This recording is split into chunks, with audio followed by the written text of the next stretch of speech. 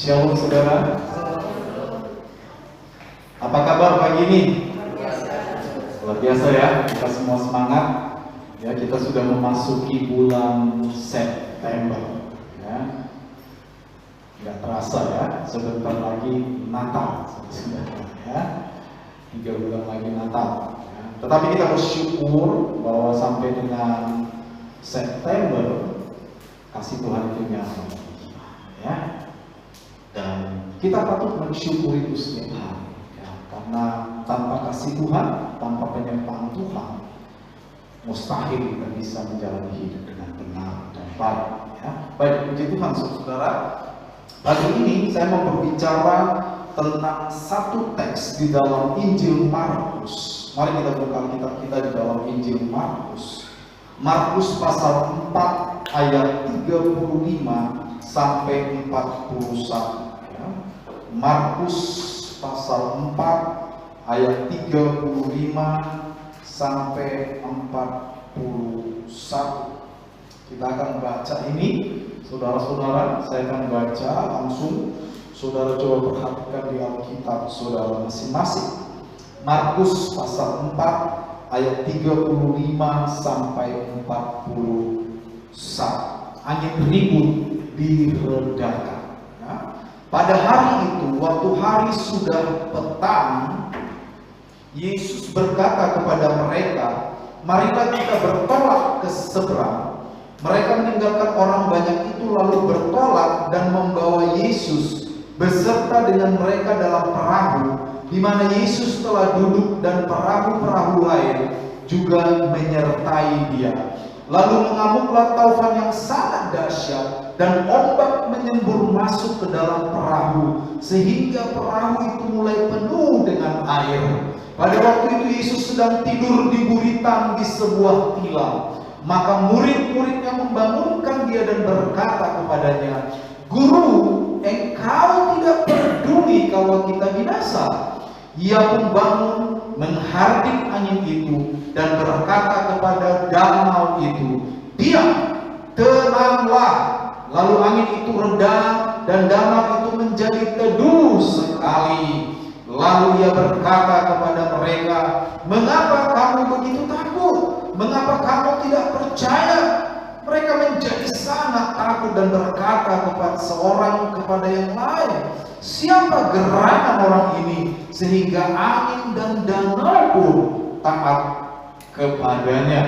Ya. Nah, pagi ini saudara, saya memberi judul khotbah ini adalah Yesus resah. Yesus resah. Tentu saja kenapa Yesus resah dalam konteks bahwa Yesus sebagai manusia, ya, waktu Dia bersama murid-muridnya melihat bagaimana iman murid-murid ini tidak mengalami pertumbuhan, maka Yesus menjadi resah dibuatnya, saudara-saudara. Nah, kita coba melihat ini dengan sedikit lebih rinci, saudara-saudara, supaya kita bisa memahami apa yang membuat Yesus resah di dalam kisah ini, ya. Nah, kalau kita lihat, saudara-saudara, masalah atau penderitaan itu memang sesuatu yang integral atau yang menyatu dalam kehidupan manusia. Dan kita harus bisa terima. Betul saudara?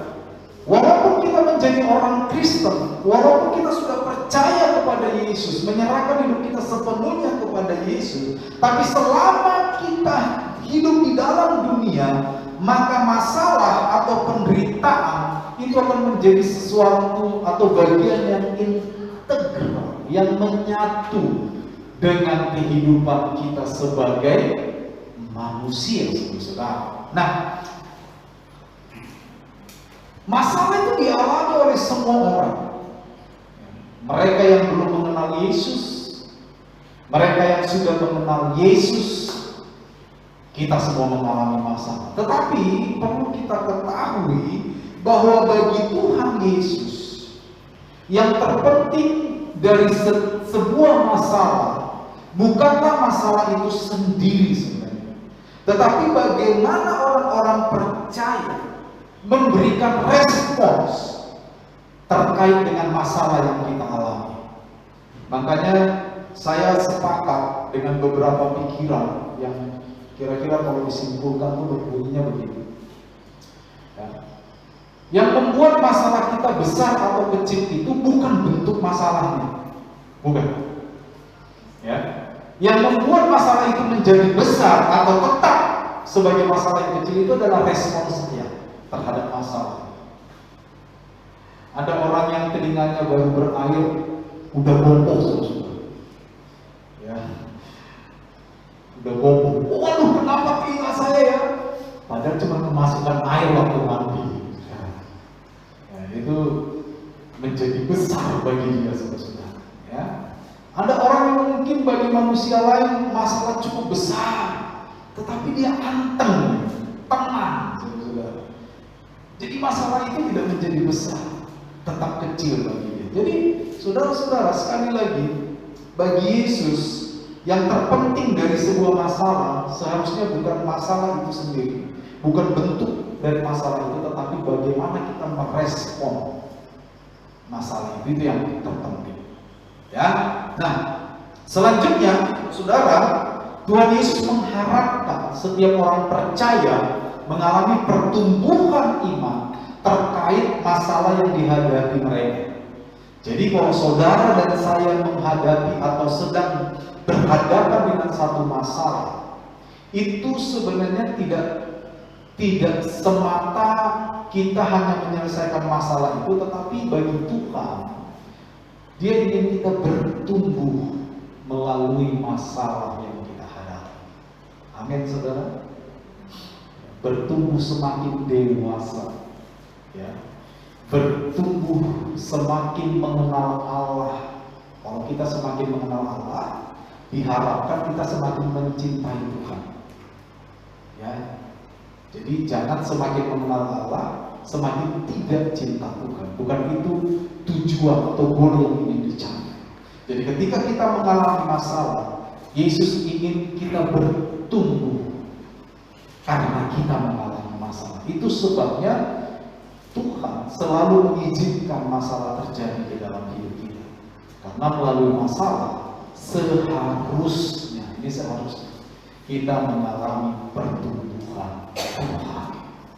Amin, saudara. Ya, baik. Nah, kita akan coba pelajari teks ini dengan lebih rinci seperti yang saya katakan tadi. Ada beberapa hal yang bisa kita pelajari di sini. Yang pertama, kalau kita merujuk kepada kitab Markus mulai pasal 1, 2, 3, dan 4, maka kita menemukan bahwa Yesus sebenarnya telah menyelesaikan banyak masalah di sana. Ya, Yesus sebenarnya sudah menyelesaikan banyak masalah. Ya, dan masalah-masalah itu diselesaikan secara ajaib oleh Yesus. Itu justru di hadapan para murid. Ya, coba kita lihat masalah apa saja yang Yesus sudah selesaikan. Di Markus pasal 1 ayat 21 sampai 28, di sana Yesus mengusir roh jahat dari seseorang. Dan itu terjadi di depan murid-muridnya. Yesus menghardik roh jahat keluar. Ya. Lalu saudara-saudara, di Markus pasal 1, setelah itu papan ini ayat 29, Yesus masuk ke rumah mertua Petrus, ya, dan di sana mertua Petrus dan banyak orang sakit. Dan Alkitab mencatat Yesus menyembuhkan mereka semua. Betul, saudara? Ya. Dan itu juga terjadi di hadapan para muridnya. Berikutnya saudara-saudara, di masih Markus pasal 1 ayat 40 sampai 45, Yesus menyembuhkan seorang yang sakit kusta juga secara ajaib. Ya. Lalu kalau kita tracking down, kita melihat kembali bahwa orang lumpuh disembuhkan di dalam Markus pasal 2. Ingat kisah itu ya? Ada rumah, saya pernah membahas itu ya, kalau ingat ya. Itu unik itu cerita itu sebenarnya, tapi jangan dibahas, panjang banget, nanti jadi 2 khotbah digabungnya. Jadi saudara-saudara, ada seorang yang lumpuh, 4 orang temannya nggak bisa bikin apa-apa, dan mereka naik ke atap rumah lalu mulai bekerja sama dan menempatkan si lumpuh tepat di hadapan Yesus, dan Yesus menyembuhkan orang lumpuh juga di hadapan para muridnya melihat. Ya. Lalu kalau kita lihat lagi saudara di Markus 3 ayat 1-6, Yesus menyembuhkan orang yang sebelah tangannya mati, mati sebelah tangannya, ya. Mungkin itu penyakit stroke mungkin ya, tapi dulu kan penyakit stroke belum dikenal, ya. Nama stroke itu sendiri belum dikenal. Mungkin itu sakit stroke, mati sebelah tangannya, disembuhkan oleh Yesus. Lalu di Markus 3 ayat 7-12, di sana dikatakan Yesus menyembuhkan begitu banyak orang. Jadi sebelum Markus pasal 4 ini, di Markus 1, 2, dan 3, Yesus sudah perform atau menunjukkan bagaimana dia mampu mengatasi terlalu banyak masalah. Atau kalau kita mau selidiki kitab Injil mulai Matius, Markus, Lukas, Yohanes, maka kita akan melihat bahwa tidak ada yang dapat menghalangi kuasa Yesus untuk menyembuhkan, untuk mengusir roh jahat dan menyelesaikan masalah di dalam kehidupan orang-orang yang mendengarkannya. Amin, saudara. Tidak ada yang dapat menandingi kuasa itu. Dan itu semua terjadi di hadapan murid-muridnya. Kalau saudara yang jadi murid Yesus, lalu setelah semua kejadian itu, saudara naik perahu, terjadi angin ribut. Apa respon saudara? Siapa yang mau respon?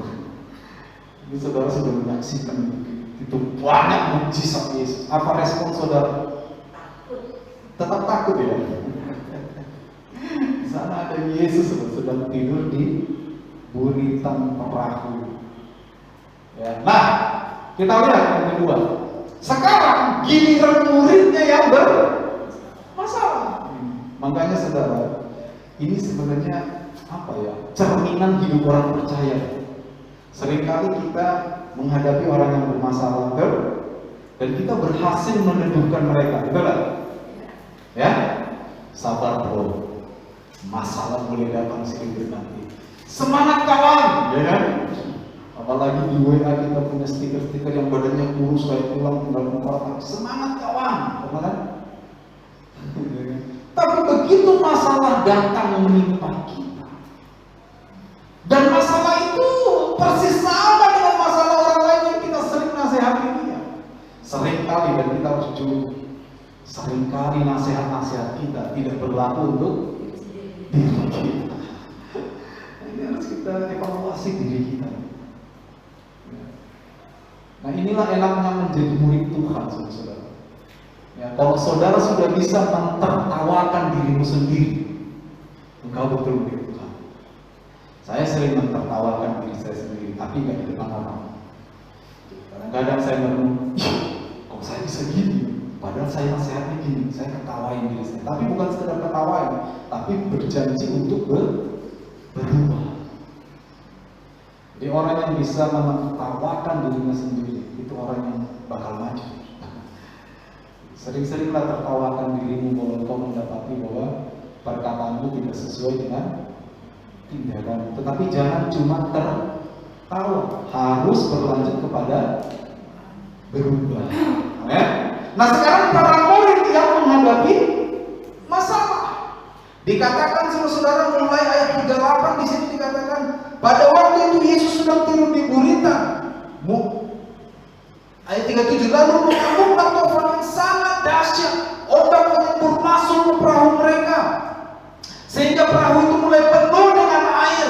Ayat 38, waktu itu Yesus sedang tidur di buritan, murid-muridnya membangunkan dia dan berkata kepadanya, Guru, engkau tidak peduli kalau kita binasa. Muridnya mengalami masalah. Saudara perlu tahu bahwa kebanyakan murid Yesus ini adalah nelayan, betul tak? Petrus, siapa lagi? Andreas, Yakobus, anak-anak guntur, anak petir. Yohanes ya, anak petir, bukan Petrus. Yohanes, Andreas, Yakobus, bersaudara. Mereka disebut anak-anak petir, guntur. Mereka adalah para nelayan. Petrus juga adalah seorang nelayan. Nelayan yang biasa menghadapi badai di laut. Nah, justru ketika mereka semakin dekat dengan Yesus, ketika badai datang, mereka merasa takut, saudara. Mereka merasa takut, ya. Mereka bahkan berkata, Yesus, engkau tidak peduli ya kalau kita mati. Engkau nggak peduli ya kalau kita binasa. Ini perkataan murid-muridnya. Saya tidak tahu siapa murid yang berkata. Yang penting di sini dikatakan apa? Murid-muridnya. Murid-muridnya membangunkan dia dan berkata, Guru, kenapa engkau tidur? Engkau tidak peduli kalau kita binasa. Ya. Lalu apa yang terjadi, saudara? Di ayat 39 dikatakan apa? Ia bangun. Siapa yang bangun? Yesus bangun. Lalu apa yang dilakukan Yesus? Menghardik angin itu dan berkata kepada danau itu apa? Diam, tenanglah. Dan apa yang terjadi? Angin itu reda, danau itu menjadi apa? Teduh apa? Hah? Teduh apa? Nah, teduh sekali. Saudara kan, ada anak kalimat yang menjelaskan kata teduh ini. Teduh sekali. Kalau saya dramatisir ini, saudara mungkin saya cocok menjadi pemain film. Wah, murid-muridnya kacau nih. Guru, kita binasa, mati kita guru. Engkau nggak peduli ya? Lalu Yesus bangun, dia cuma bilang, danau angin reda, teduh. Andaikan saudara yang jadi murid Yesus saat ini, kata-kata apa yang keluar dari mulut kita pertama kali? Atau kita cuma bengong?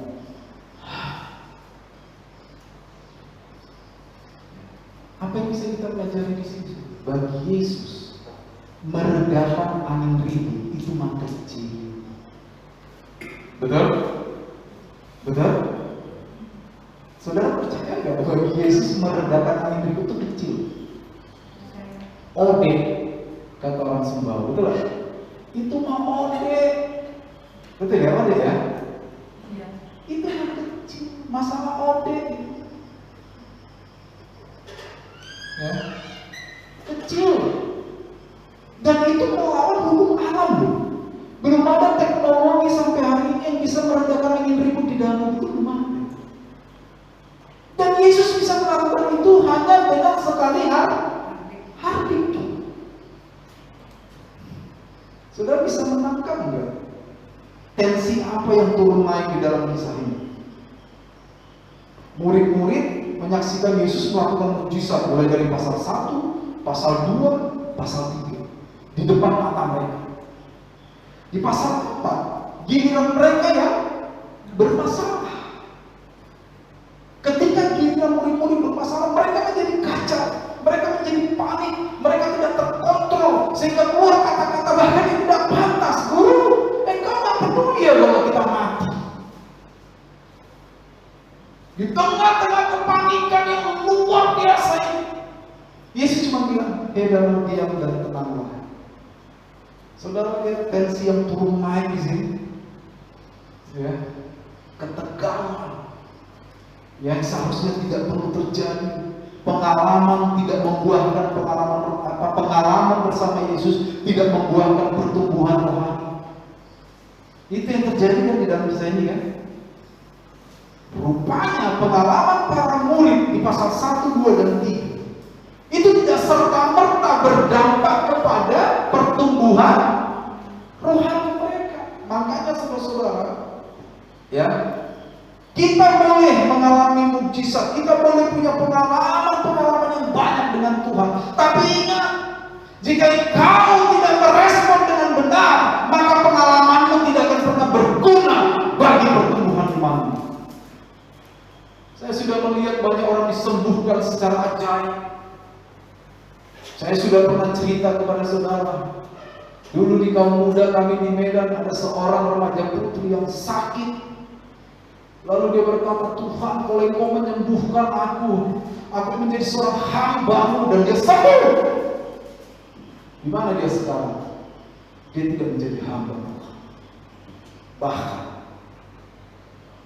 tampaknya meninggalkan Tuhan. Ya.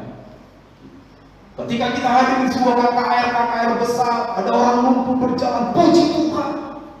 Ada orang bisu berbicara, puji Tuhan. Tetapi itu tidak menjamin bahwa engkau akan bertumbuh di dalam imanmu. Respons yang tepatlah yang membuat kita menjadi orang percaya yang bertumbuh. Amin, saudara. Amin. Ingat, respons yang tepat. Dan ini yang tidak ditemui oleh Yesus. Ya, ini yang tidak ditemui oleh Yesus. Makanya saya di poin 3 berkata, ada masalah yang tidak kelihatan. Masalah yang kelihatan, badai dan angin sudah selesai, beres. Tidak ada masalah lagi. Yang kelihatan sudah berlalu. Yesus menghadir, badai ada, danau oke. Yang kelihatan sudah beres. Ada masalah yang tidak kelihatan, dan ini sangat berbahaya, dan Yesus resah dibuatnya. Ya, mari kita perhatikan ini baik-baik. Setelah Yesus menghadir badai, Yesus tidak diam. Dia lalu mengevaluasi para murid. Dia evaluasi langsung di tempat. Dia evaluasi. Di ayat 40 dikatakan, lalu berkatalah Yesus kepada mereka, mengapa kamu begitu takut? Mengapa kamu tidak percaya? Saudara, wajar nggak pertanyaan Yesus sama muridnya ini? Menurut saudara wajar nggak? Wajar dong. Kenapa wajar? Karena di pasal 1, di pasal 2, di pasal 3, Yesus sudah perform, sudah menunjukkan bahwa setiap masalah bisa diselesaikan oleh Yesus. Kerasukan setan pulih, orang lumpuh berjalan, ibu mertua Petrus sembuh, orang sakit sembuh. Bahkan di pasal 3 dikatakan ada begitu banyak orang disembuhkan oleh Tuhan, dan itu terjadi di depan para muridnya. Dan ketika muridnya mengalami masalah di tengah danau, mereka paling tidak terkontrol. Dan Yesus berbicara sama mereka, mengapa kamu begitu takut?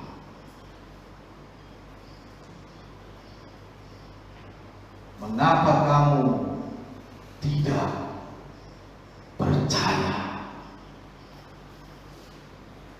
Saya sering melontarkan pertanyaan yang mungkin saudara sudah bosan mendengar. Tapi saya nggak bosan bertanya soal itu. Dan pertanyaan itu sebenarnya bukan untuk saudara saja, untuk saya juga. Berapa lama kita mengenal Tuhan? Berapa banyak mukjizat yang sudah kita alami? Berapa banyak kaset khotbah atau ibadah minggu yang kita sudah hadiri dan kita mendengarkan khotbah-khotbah? Pertanyaannya, masihkah kita sering takut menghadapi masalah? Masihkah respon kita selalu salah menghadapi masalah? Jadi patut kita tanyakan. Jangan bilang, saya masih manusia biasa, Pak. Ya jelas kita semua manusia biasa. Kalau saudara bukan manusia biasa, ya, saudara bisa menggantikan Yofi Endenuno yang bilang, aku memang manusia biasa.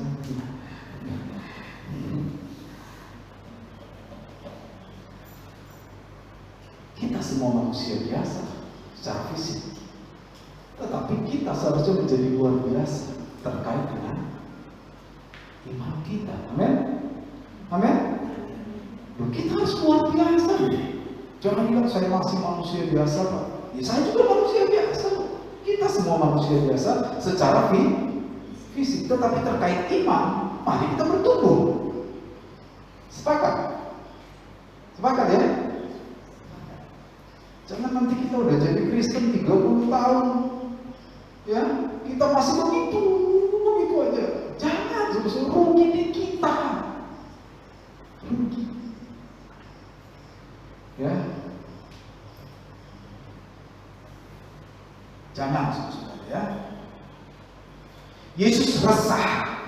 Yesus bertanya, mengapa kamu begitu takut? Mengapa kamu tidak percaya? Ini kesimpulan saya. takut dan tidak percaya dalam pandangan Yesus lebih bermasalah ketimbang angin tofan yang dahsyat di laut. Makanya tadi saya bilang, masalah yang kelihatan kecil, betul nggak? Betul nggak? Badai datang, Yesus cuma bilang, diam, tenanglah, selesai kan? Itu tidak butuh 3 detik, ini cuma butuh 2 detik. Diam, tenanglah, selesai. Dan firman Allah mencatat, teduh sekali.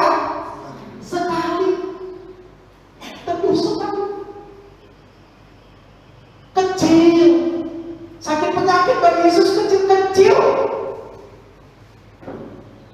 Pergumulan ekonomi kecil. Tuh. Masa depanmu kecil lagi. Ini lebih kecil lagi nih bagi Yesus. Kesehatanmu kecil. Masalah yang lebih berbahaya dari angin tofan di danau itu adalah rasa takut dan rasa tidak percaya. Nah, ini masalah yang lebih bermasalah. Makanya saya bilang Yesus resah nih. Yesus tahu yang pemimpin rohani di sana. Mungkin Yesus berpikir dalam pikiran, aduh, kok muridku ini gak bertumbuh ya? Di depan mata mereka saya sudah memperlihatkan ini itu, kok mereka gak bertumbuh ya? Resah Yesus. Jangan anggap Yesus gak bisa resah. Resah loh dengan orang-orang percaya yang mengalami pertumbuhan ini. Nah, sering saya bilang ini, kalau saya khotbah saudara, lalu saudara tersinggung, itu bagus. Tapi jangan sampai hanya tersinggung. Harus disertai dengan berubah. Kalau bukan saya yang menyinggung saudara, siapa lagi? Betul gak? Betul? Tapi tenang, singgungan saya rohani, saudara. Ya, dan saya mencintai, mengasihi saudara dengan segenap hati saya sebagai seorang gembala. Nah, kalau saudara baca di Mazmur 23, gagahmu dan tongkatmu justru itulah yang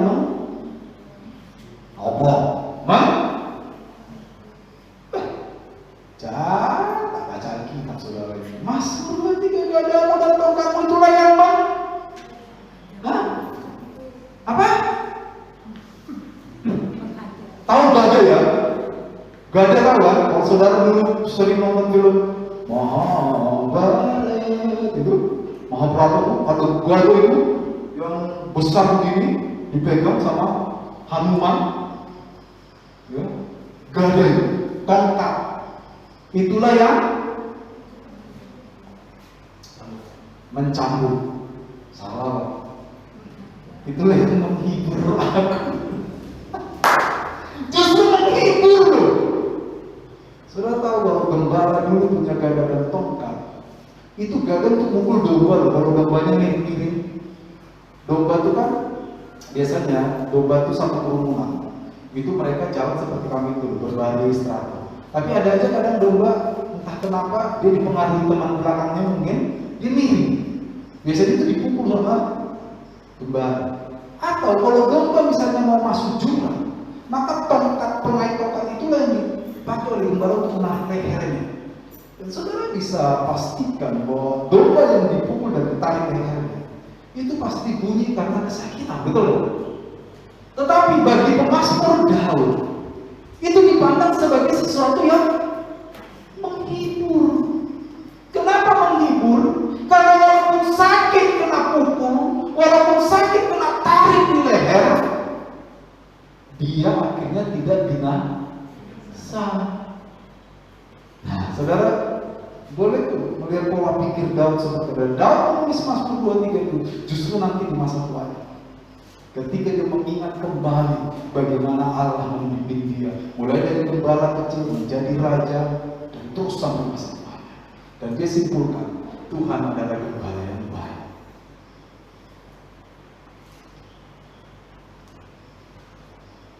Ya. Jadi saudara, mari. Ya. Saya gembala bagi saudara. Tenang. Saya mengasihi saudara dengan segenap hati saya, walaupun kadang-kadang saya jawab telinga. Ya.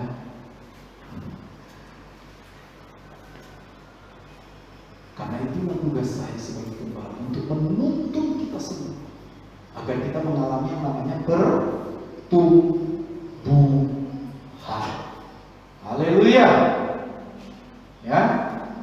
Kita lanjut.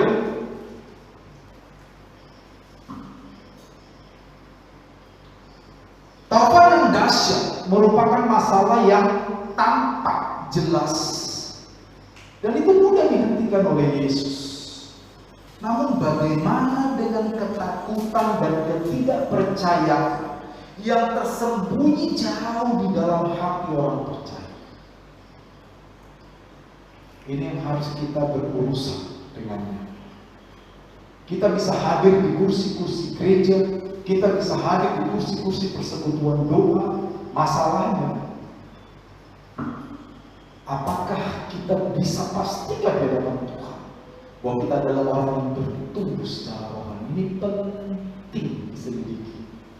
Makanya Daud sering mengatakan, selidiki aku Tuhan, lihat hatiku, apakah bibirku mengucapkan dusta.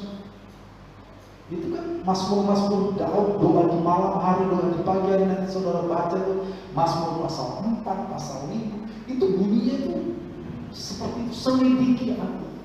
Dari Mazmur Daud justru kita dapat satu lagu, selidiki aku, lihat hatiku. Kita bisa menyelidiki hati kita, apakah kita mengalami pertumbuhan. Tidak peduli umur jadi Kristen setahun, 2 tahun, 30, 40, 50 tahun. Yang Tuhan peduli adalah apakah engkau bertumbuh di dalam imanmu kepada Tuhan. Taufan kecil bagi Tuhan, gampang diselesaikan. Hati. Yesus tidak resah dengan adanya taufan. Yesus resah dengan ketakutan. Yesus resah dengan ketidakpercayaan orang percaya. Yesus dengan topan gak resah, sudah. Makanya tadi saya bilang, topan itu mungkin mewakili masalah-masalah kita yang kelihatan. Masalah ekonomi, sakit penyakit, kesehatan, dan sebagainya. Itu kecil buat Yesus. Tapi banyak orang percaya justru memfokuskan dirinya kepada hal tersebut. Kalau saya sakit, saya boleh sembuh gak? Boleh. Kita boleh berdoa untuk disembuhkan. Tentu saja boleh. Kita boleh ke rumah sakit, sangat boleh. Tetapi kalau Tuhan harus izinkan kita tidak sembuh, jangan membuat itu alasan untuk kita meninggalkan Tuhan. Amin. Amin. Berani amin nggak untuk itu? Nah, inti dari perjalanan iman orang percaya itu adalah kepercayaan kepada Tuhan, bukan mendapatkan apa yang kita inginkan. Makanya terlalu banyak orang yang percaya karena mukjizat itu kalau tidak dimuridkan dengan baik, maka imannya cepat kendor, cepat rusak, lalu meninggalkan Yesus cepat. Tapi orang yang percaya karena pengenalan yang benar akan Tuhan, walaupun dia menghadapi banyak tantangan dan masalah, ketika dia berespon dengan benar, dia tetap mempertahankan iman dengan baik. Sekali lagi, Yesus tidak resah dengan taufan. Yesus resah dengan keadaan para murid. Ternyata pengalaman-pengalaman bersama Yesus tidak membuat mereka bertumbuh. Saudara, cepat bersamaan para murid dengan Yesus ternyata tidak serta-merta berdampak pada pertumbuhan iman mereka. Ini yang membuat Yesus heran. Yesus berharap para murid bertumbuh melalui pengalaman rohani dan melalui semua pengajarannya. Ternyata para murid tidak bertumbuh. Nah, kita akan melihat sedikit studi kata sebelum kita akhiri, saudara. Takut. Di sini kan dikatakan mereka menjadi takut. Ya. Dalam bagian ini kata takut itu diterjemahkan dari satu kata deilos, dari kata kerja deido. Kata ini selalu memiliki makna negatif. Jadi kata ini tampaknya tidak tidak disertakan ketika mengucap takut akan Tuhan. Karena kata Deidu itu selalu memiliki makna negatif, dan itu yang dipakai di bagian ini. Murid itu Deidu, takut. Kata ini menggambarkan seorang yang dikendalikan oleh rasa takut. Ingat, dikendalikan, dikontrol, kehilangan kecerdasan rohani.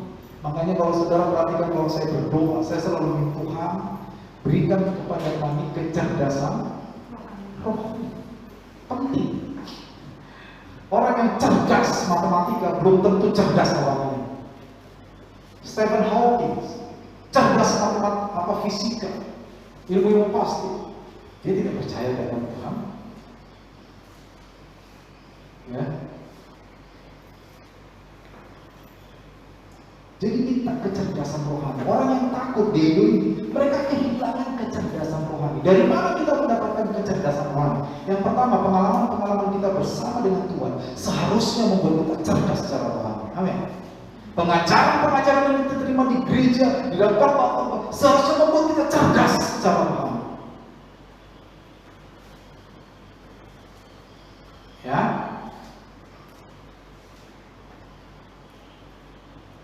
Jika dihubungkan dengan iman, kata Deidu, kata takut tadi itu menyebabkan keraguan yang mendalam.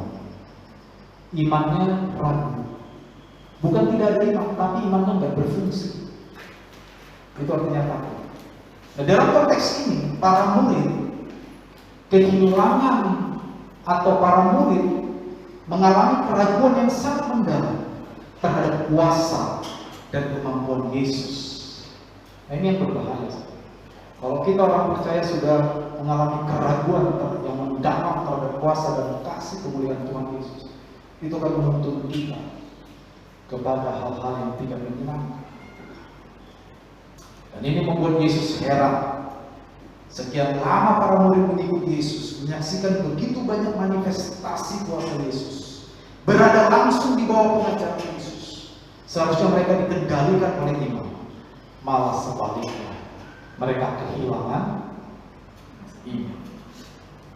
Ya, lebih jauh lagi, hal ini secara langsung menyatakan bahwa para murid tidak benar-benar mengenal Yesus. Perhatikan ayat 41. Mereka menjadi sangat takut dan berkata seorang pada yang lain, siapa gerangan orang ini?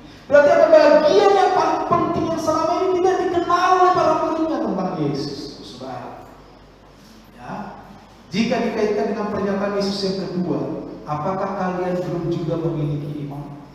Jadi di ayat 40 ini kan ada perkataan, mengapa kamu begitu takut? Mengapa kamu tidak percaya? Di dalam bahasa Yunani-nya itu saya terjemahkan, itu seharusnya diterjemahkan gitu. Mengapa kamu belum juga punya iman? Jadi di hadapan Yesus, murid-muridnya tidak memiliki iman. Setelah sekian lama mengikuti Yesus, mereka tidak juga memiliki iman. Ini koreksi buat kita saudara. Ya, frasa ini ya tidak sedang menunjukkan para murid tidak beriman, melainkan angin tofat telah membuat mereka kehilangan keberanian bertindak berdasarkan iman. Nah, kalau kita tarik ke dalam hidup kita, masalah bisa membuat orang percaya kehilangan iman. Kalau kita mendefinisikan masalah itu tadi kita bilang, yang paling penting dari sebuah masalah bukanlah masalah itu. Artinya masalah itu sebenarnya bukan yang terpenting. Kalau kita aplikasikan ke dalam kalimat ini, sesuatu yang tidak penting bisa saja membuat sesuatu yang paling penting menjadi hilang. Masalah bisa membuat iman kita hilang. Ini yang harus kita waspadai, saudara. Sebagai orang percaya, mari kita waspada, hati-hati ya. Baik, kita perlu merenung. Berapa lama kita menjadi murid Yesus? Berapa banyak pengajaran yang kita telah terima? Berapa banyak pengalaman rohani yang kita alami selama menjadi murid Yesus? Pertanyaannya, apakah semua itu membuat kita iman kita bertumbuh? Itu kita tanyakan sama diri kita. Apakah dalam menghadapi masalah kita masih cenderung menuduh bahwa Yesus tidak peduli? Dari pengalaman nyata kita, respon pertama kita ketika mengalami masalah dalam kehidupan, panikkah, bingungkah, menyalahkan Tuhan? Lebih jauh lagi, apa yang mengendalikan kita waktu kita ada dalam masalah?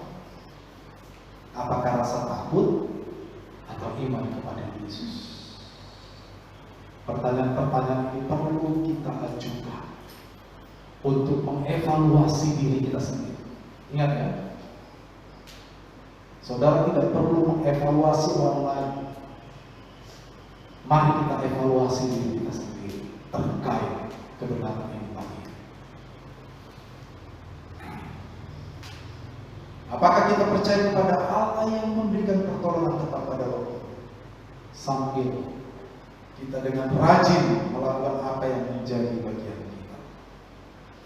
Tuhan dengan mudah dapat menyelesaikan semua masalah dalam kehidupan kita. Namun ketika itu terkait dengan pertumbuhan iman, keberanian untuk kita bisa bertindak mempertahankan iman, maka semuanya itu tergantung kepada diri kita. Saya tadi bilang, badai kecil, sakit penyakit kecil, kebutuhan kecil bagi kita, itu tidak masalah. Yang membuat Yesus resah apa saja? Dia tidak menemukan iman yang bertumbuh. Penutup, kenapa iman bertumbuh? Yesus pernah bicara dalam sebuah perumpamaan. Jika imanmu sebesar biji sesawi saja, engkau dapat menyelesaikan masalah. Saudara, di dalam budaya Yunani, Yahudi, memindahkan gunung itu adalah satu peribahasa untuk menyelesaikan masalah. Seorang yang bijak pada waktu itu, ketika dia bisa memberikan solusi kepada orang-orang yang bermasalah, maka dia akan disebut sang pemindah gunung. Jadi jangan berharap Tambora pindah ya. Repot. Kan pernah ada ayat itu kan, jika kamu punya iman sebesar biji sawi, berkata kepada gunung pindah, maka dia akan. Artinya jika kamu punya iman sebesar biji sawi, masalah apapun yang kamu punya bisa kamu selesaikan bersama dengan. Dan tidak berhenti di situ saja. Yesus pernah memberikan perumpamaan tentang biji sawi, di mana biji itu yang tadinya paling kecil, tapi ketika dia ditanam, dia bertumbuh, dia menjadi tanaman sayuran yang paling. Ini bicara pertumbuhan. Yesus ingin iman kita bertumbuh. Memang kita boleh mulai dari biji sawi yang kecil tadi, tapi Tuhan tidak ingin kita tetap dalam keadaan seperti biji sesawi. Tuhan ingin biji sesawi itu bertumbuh sampai nanti dikatakan burung-burung bersarang di dahannya. Itulah iman yang benar, iman yang bertumbuh. Amin, saudara. Saudara lihat saya nggak ada yang senyum ya. Saya jadi nervous juga di sini. Ada yang salah nggak kan? Saya selesai.